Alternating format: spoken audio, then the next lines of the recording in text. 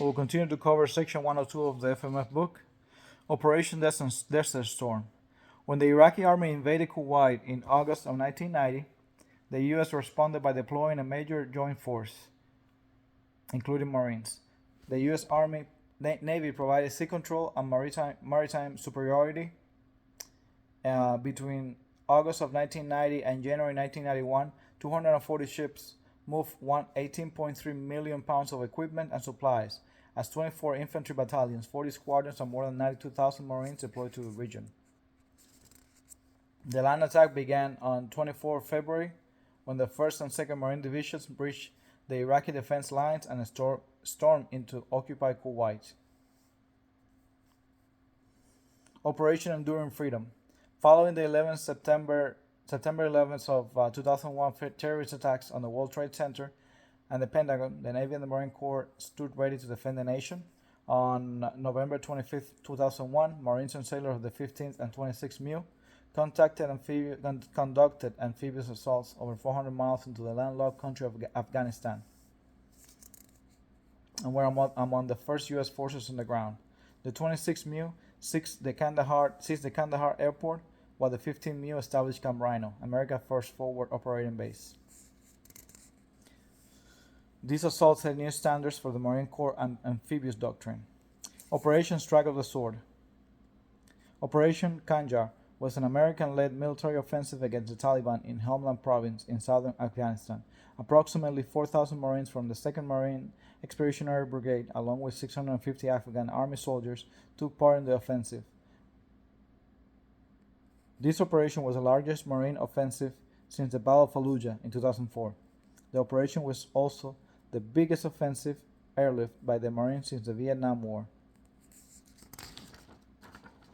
The Battle of Marja, also known as Operation Moshtarak, Dari War for Together.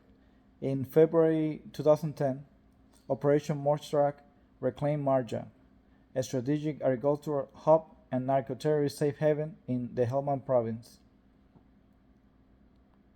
Together with thousands of Afghan national security forces, the Marines tangibly improved the geopolitical landscape of southwestern Afghanistan. Corporal Dakota Mayer.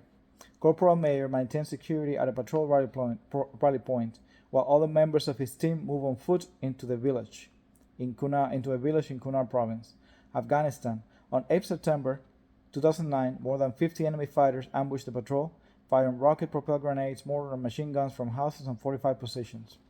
He took the exposed gunner position on a gun truck, and they made several trips to evacuate the dead and wounded members of the team, as well as Afghan soldiers. Corporal Mayers was awarded the Medal of Honor for his daring initiative and bold fighting spirits throughout the 6-hour battle. Petty Officer First Class Justin A. Wilson, awarded the Navy Cross for extraordinary air heroism while serving as Special Amphibious Reconnaissance Corpsman, 1st Marine Special Operation Battalion, during Operation Enduring Freedom. 28 September 2011, while on mounted patrol, Petty Officer Wilson volunteered to accompany an EOD team to clear an improvised explosive device from an Afghan local police checkpoint. As the EOD technicians entered the checkpoint to inspect the IED, there was a large explosion. Petty Officer Wilson immediately left the safety of his position and searched the checkpoint until he located the severely wounded EOD technicians. When the other teams arrived and were helping move the casualty, when a second device exploded, severely wounding Petty Officer Wilson and mortally wounding the others. Ignoring the pain of his own injuries, Petty Officer Wilson he treated his fellow team members first, and for that he received the Navy Cross. Operation Iraqi Freedom. The 1st Marine Expeditionary Force, including Task Force Sarawak, the 2nd MEP, and the United Kingdom's 1st Armored Division were the first conventional ground units to enter Iraq in late March of 2003 as part of Operation Iraqi Freedom. On the ground, Marines from 1st MEF moved nearly 400 miles from the Kuwait border to Baghdad and Tikrit, Iraq, and eliminated the last organized resistance by Iraqi military forces. The First Battle of Fallujah, codenamed Operation Vigilant Resolve, was an unsuccessful attempt by the United States military to capture the city of Fallujah. On 4 April 2004, 1st Battalion, 5th Marine Regiment attacked the city industrial center, and 2nd Battalion, 1st Marine, pushed south through the northwest urban district. The Second Battle of Fallujah. Two distinct operations, Operation Al-Faraj and Operation Phantom Fury, took place during the Second Battle of Fallujah, November 7, 2004. Operation Al-Faraj, Arabic the Dawn, represented a major success for the Iraqi government and coalition forces. The attack forces included 9 U.S. Army and Marine battalions, 6 Iraqi battalions, and attack aviation from all the military services. The full assault included 12,000 Marines, sailors, soldiers, airmen, and Iraqi security forces.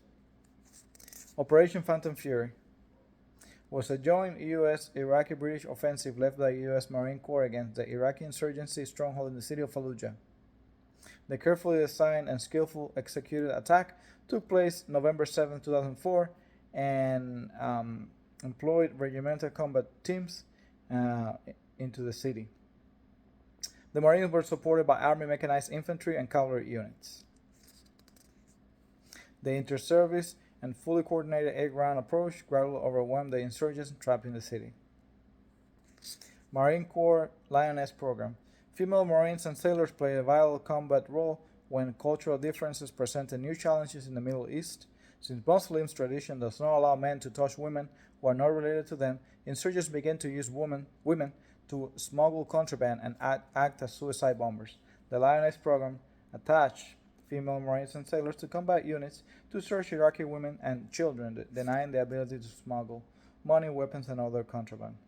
Corporal Jason Lee Dunham led his combined anti-armor team towards an engagement in Husaybad, Iraq, 14 April 2004, to provide fire support to their battalion commander's convoy, which had been ambushed.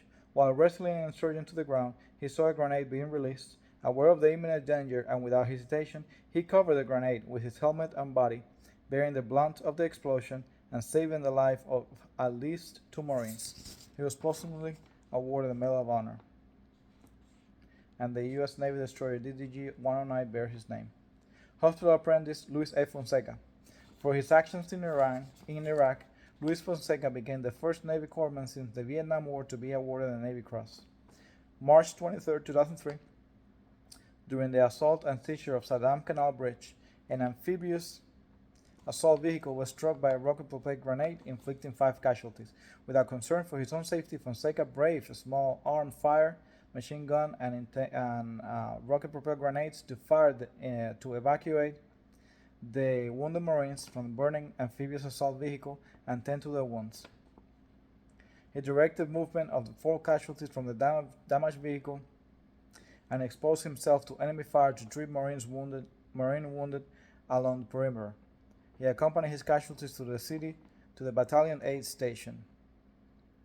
After briefing medical personnel on the status of his patients, he returned to the front line and continued medical care to those wounded during his absence.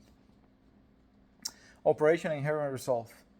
October 17, 2014, Combined Joint Task Forces Operation Inherent Resolve was formally established by the Department of Defense in response to ongoing military actions against the rising threats posed by the Islamic State of Iraq and Syria, ISIS. Spawned from Al-Qaeda in Iraq after U.S. forces departed Iraq on 15 December 2011, ISIS rose to power and claimed to have an Islamic caliphate through the region. By June 2014, the security situation in Syria and Iraq has severely deteriorated, with the Iraqi city of Mosul and Tikrit falling into ISIS' hands. U.S. allies and partners were engaged in preserving freedom of navigation and maintaining the fleet for commerce. And by July 2017, Syrian and Iraqi partner forces made enormous progress against ISIS ambitions. The city of Mosul and Tikrit have been liberated, and coalition forces defeated insurgent counterattacks and reclaimed thousands of square kilometers. By 2019, the footprint of ISIS had all been eliminated in Iraq and Syria. Thank you.